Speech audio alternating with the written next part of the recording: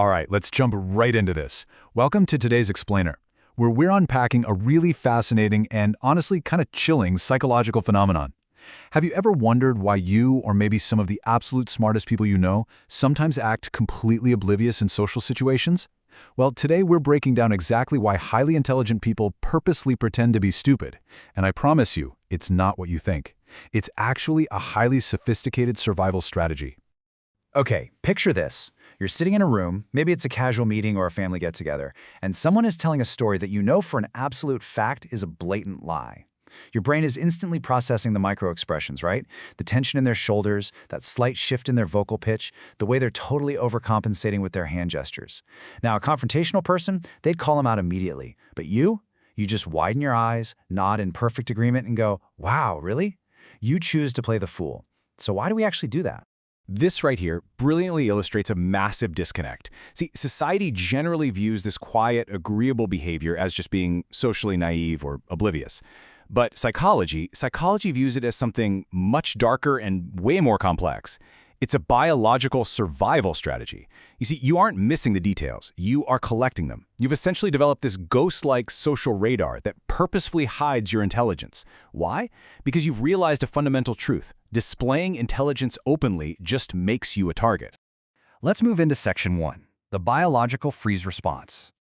Let's look past the social surface for a second and dive straight into your biology, specifically the concept of tonic immobility.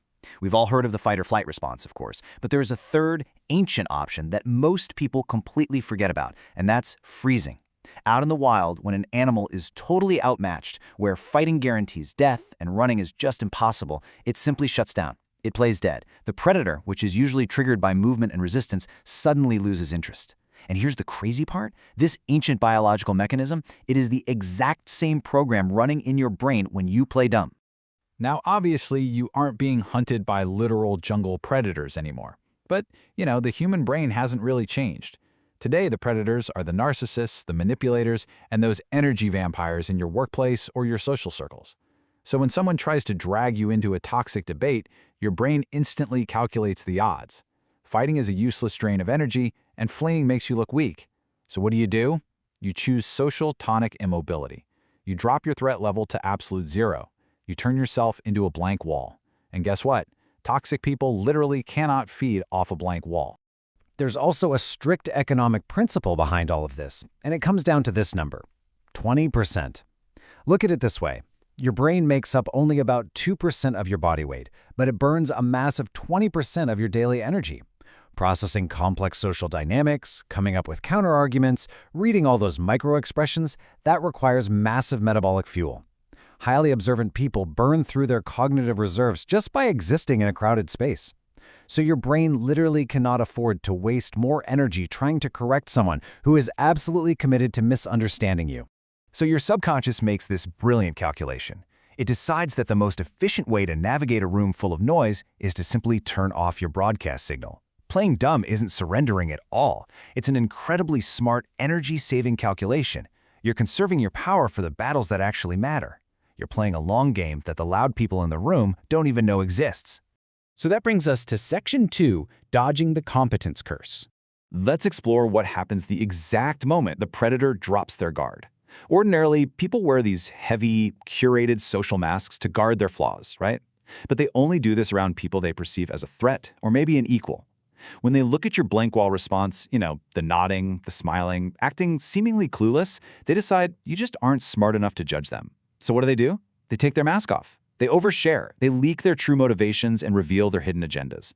By playing the fool, you basically become a human vault, quietly holding all the cards and mapping out the entire battlefield.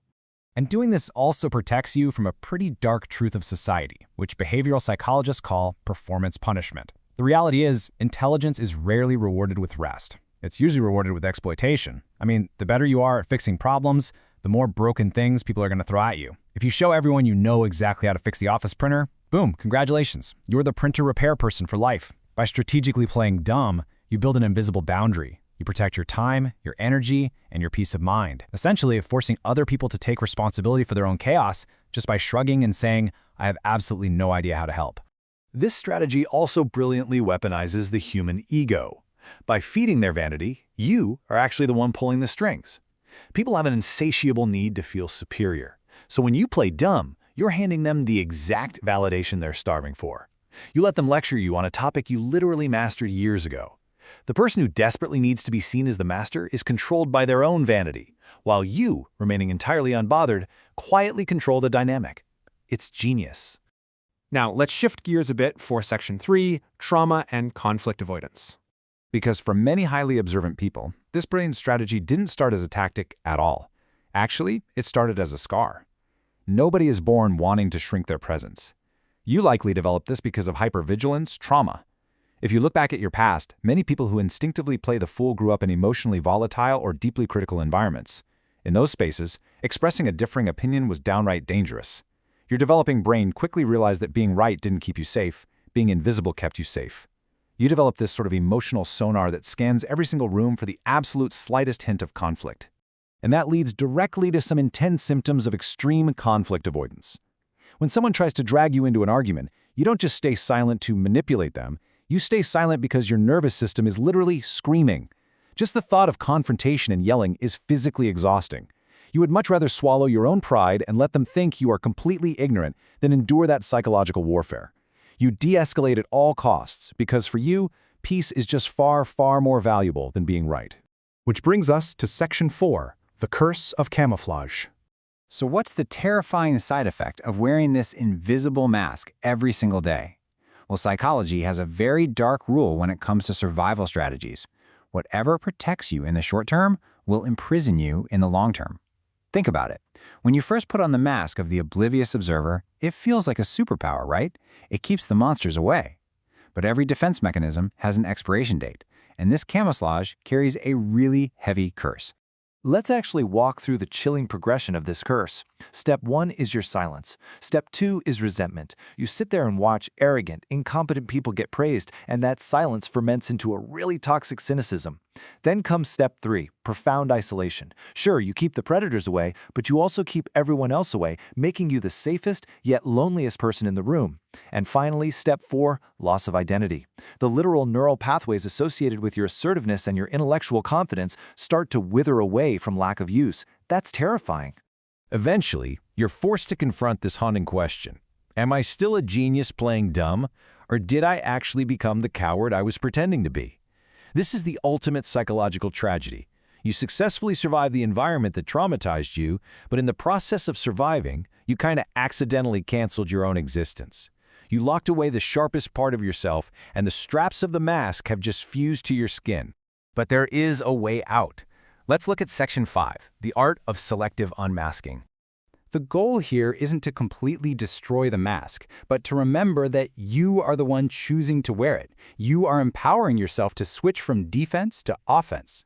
Look, you can absolutely keep nodding at the narcissist at work, but when someone crosses a hard boundary regarding your core values, your career, or your deep relationships, the mask has to slip.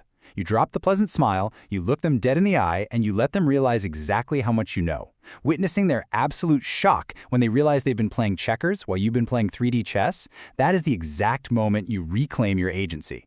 And beyond the power dynamics, there is a deep psychological necessity here, finding a safe tribe. Your nervous system simply cannot sustain a lifetime of hypervigilance.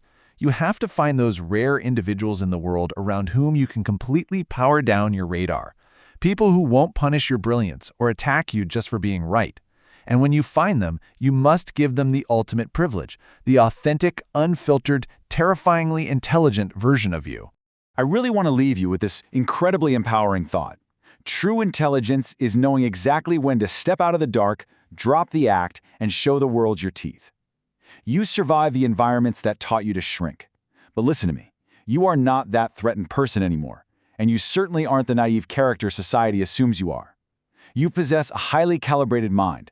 It's time to start using it for your advancement, not just for your protection. To wrap up today's explainer, I want to pose a question to you. What is the absolutely craziest secret you ever discovered while pretending you didn't know what was going on? Reflect on your own experiences with this invisible mask. I really hope this deep dive into behavioral psychology has empowered you to see your social strategies in a whole new light, and more importantly, reminded you of the incredible intellect you hold just beneath the surface. Keep learning, Keep observing, and I'll catch you in the next one.